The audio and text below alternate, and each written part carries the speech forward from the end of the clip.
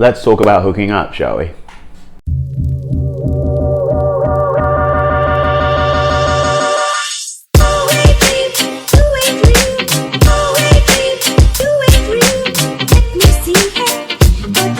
Morning everyone, I'm Trey with the First Date Fix, and throughout the whole month of April we're going to be talking about hookup culture. And today we're going to be talking about how has hookup culture affected dating. Everyone's hooking up these days. Every song is about hooking up. People on TikTok are talking about hooking up. Movies are talking about hooking up. Friends with benefits. Does anyone really date anymore, or is everyone just trying to have sex? Well, let's find out, shall we? In my experience, when it comes to hookup culture, there's really only three types of people. There might be more, but I feel like there's three types of people. A, those who say they are vehemently against it. B, those who are on the fence. Those people who constantly promote it into existence so long as you're safe. But before we even get into it, let's make sure we all have a basic understanding of exactly what hookup culture is. Hookup culture is when you have any kind of very casual sexual encounter with not a lot of intimacy, just raw, fast. It's essentially sex on demand. You can go on an online dating app, or you go to a club, you suggest the notion of hooking up. Two people are consensual about it, it will probably end up happening. Hookup culture diminishes the basic forms of innate conventional dating scenarios. So back in the day where you'd have to go on 3 to 4 dates with someone before you decided to have sex, now you can go on a single date and you may or may not hook up afterwards depending on how horny you both are. Things such as being vulnerable, holding hands, having long, deep, intimate conversations, sharing each other's past, talking about how you might have a potential future, being really honest about how you feel. Hookup culture denounces that, okay? It's not promoted. You're almost seen as lame as hell if you engage in any of those things. Hookup culture glamorizes a short-term instant connection, and everything else essentially comes second. Hookup culture thrives on things such as love bombing. It does very little to ever establish anything long term or for any kind of titles that would promote or allow both parties to commit past the physical intimacy stage. Hookup culture isn't right or wrong. It's just your pure carnal desire for a raw sexual experience with someone you barely even know, and continuing that process over and over again, either with the same person or with multiple people, depending on how free you feel. It's kind of like having a multitude of shoes you wear in a week or in a month, and then when you're done using them within that week or month, you go back to the store and you ask for a refund, even though they've been significantly used. That's essentially what hookup culture is, because unfortunately those shoes that have been used have to go to someone else who's more than willing to take them and may or may not be in that hookup culture, or they're using shoes as well. So essentially you have an abundance of dirty shoes walking around the city and no one knows who's really walked in them in the last week or so. But let me be clear about this. Hookup culture isn't anything new. It's been around since our parents, and it's been around long before them. The only real difference between hookup culture then and hookup culture now is all about access. What do I mean by that? Well, back in the day, again, people around our parents' age, when they had to hook up, it was at your local bar or your local club or the university or maybe even a library. People used to read a lot back then too. You really didn't know who was in your area. You really didn't know how to access them. So you typically access people in your friends groups, friends and families, just anyone that was in your general vicinity.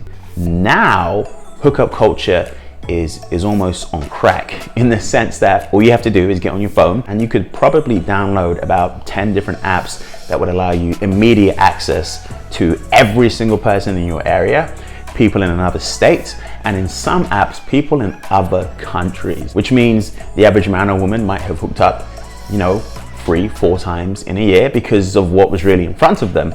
Now, people are hooking up probably in the double digits on a yearly basis because they have so much access. Human beings, we love instant gratification. We don't really want to work for things. So why even go through the process of dating anymore? Like I said, it's not old news. In the 60s, they had free love movement. Everyone was hooking up back then. But again, it was the people that were closest to you. It was people that you knew within your friendship groups. And the idea that millennials have created hookup culture is a joke, because the average sexual partner that Gen X has is 10. The average sexual partner that millennials have is 8. And the average sexual partner that baby boomers have are 11. So we're not having sex as much as people say. But how has it essentially changed dating?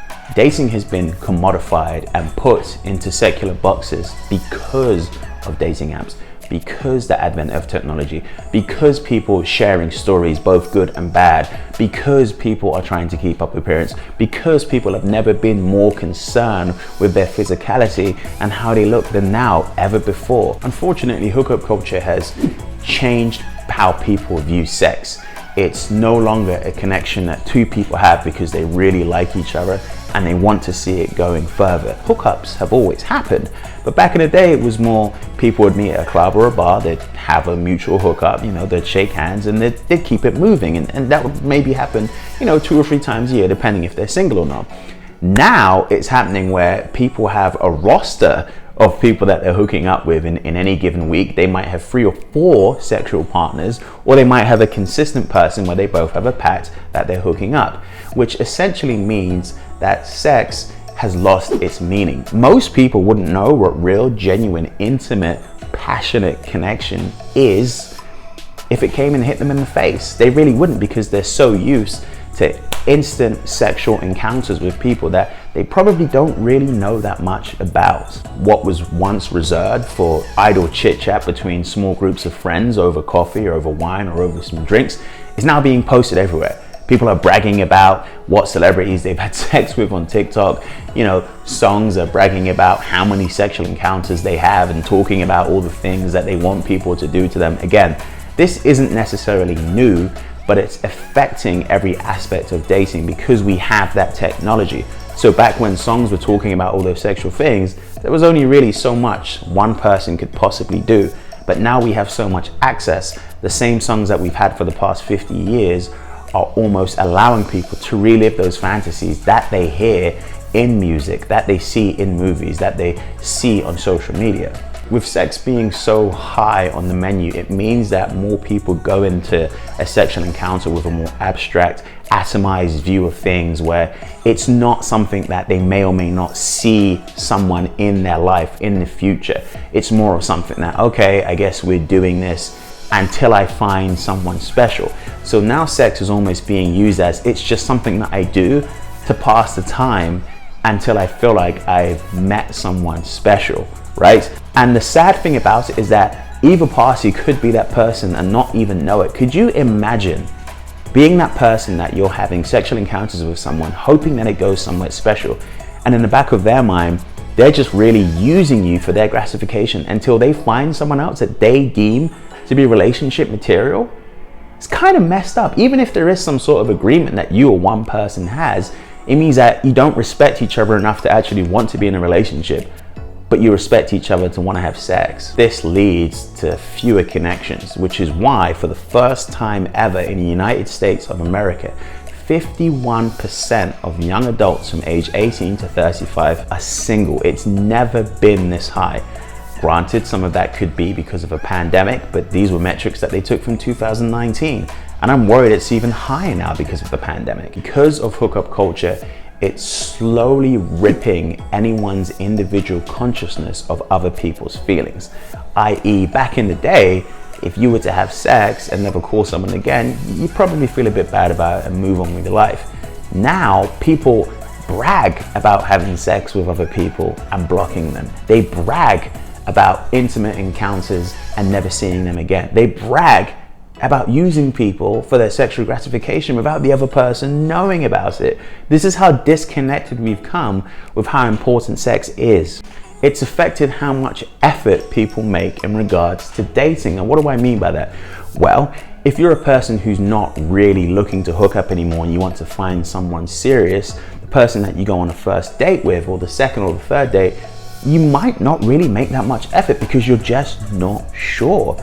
You're not sure if when you leave and you have a passionate kiss and you go to your car and they go to their car, you don't know if they go into another person's house to get actual sex because they didn't get it from you. You don't know in the week if they have 1 or 2 other hookup people that they're using until they meet someone special, even if they think the person that's special is you. So both people enter either dating scenario with a very, very high guard up because they might have been disrespected in the sexual encounter before, they might have been in a hookup scenario before and it didn't end well, and now they're trying to look for something different. But both parties going there with very low expectations and not really willing to make too much effort until they really feel like that person isn't part of the hookup culture. They're looking for more than sex, and this is someone who's generally worthy of being in a relationship with, which means it's taken even longer for people to be in committed relationships because no one trusts each other anymore. People can't be upfront with their sexual intentions because they know if they are,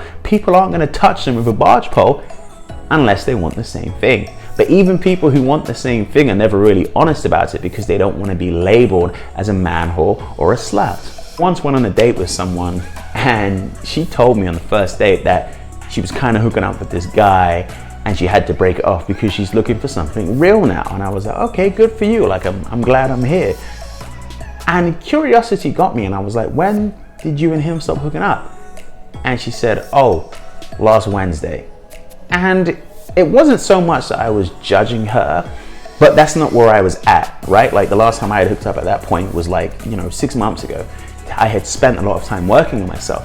I was kind of looking for someone who was in that similar headspace, but she was only 1 week removed and that just didn't really sit well with me. I wished her farewell at the end of the day and we kept it moving. But essentially, this is what's happening. People are meeting at different parts of their life, and some might be very much in the hookup culture, some might be very far removed, some people might not even be in that culture, and they don't want to be with anyone who's ever been near that culture. So now you know. Is it all negative? Is it all doom and gloom? Absolutely not. There will always be a light at the end of the tunnel. Online dating isn't the problem. Accessibility is the problem. Remember who you are. Remember the values that your parents instilled in you, if any. The landscape of relationship definition is constantly changing. So it's very, very important at the beginning of any dating interaction, you're very clear of your expectations and you're very clear of what you're looking for. And you both have a conversation, not extensively about each other's past, but you really understand what you're dealing with at the time and you're honest about who you are. Manifest what you want, manifest your standards from the first date onwards. You'll probably be able to avoid some hookup culture person. Again, I'm not saying that hookup culture is bad. I think there's a time and a place for those people who want experiences, for those people who want to learn, for those people, who might have not done that before. But what I am saying is that hookup culture has widely affected dating, and you can either choose to be involved in it or you can choose not to. And I'm going to speak about that more next week. Thank you so much for watching this video. And if you found it helpful, feel free to give me a like, a subscription, or a follow. I will not hold it against you. Enjoy the rest of your day.